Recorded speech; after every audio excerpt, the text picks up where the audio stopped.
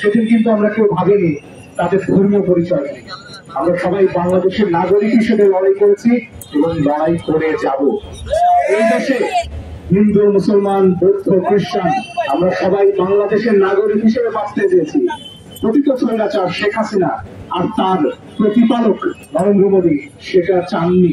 তার বিরুদ্ধে আমরা লড়াই করে আজকে মুক্ত হয়েছি এবং আমাদের এই স্বাধীনতা আমরা বজায় রাখবো। আন্তর্জাতিকভাবে ভিয়েনা কনভেনশন বলে একটা বিষয় আছে, দিল্লি যেন সেটা ভুলে না যায়। আমাদের দূতাবাসে যা হয়েছে সেটা যে কোনো আন্তর্জাতিক আইনে চরম লঙ্ঘন।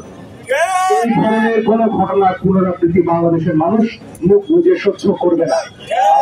আমরা আছি, আমরা জানি প্রশ্নটা ধর্মের নয়, প্রশ্নটা এক সাম্রাজ্যবাদের শক্তি আরেকজনের উপর, আরেক দেশের সার্বভৌমত্বের উপর নিজেকে চাপিয়ে দেয়া।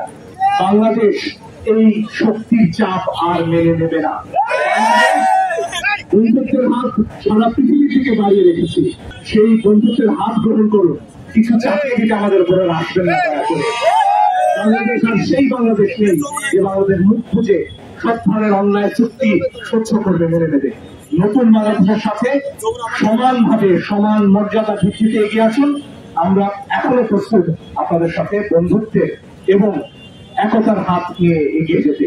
কিন্তু সেখানে যদি বিভেদ ঘটাতে আসেন, বাংলাদেশ মানুষ এই ধরনের ধর্মীয় উস্কানিতে পা দেবে না।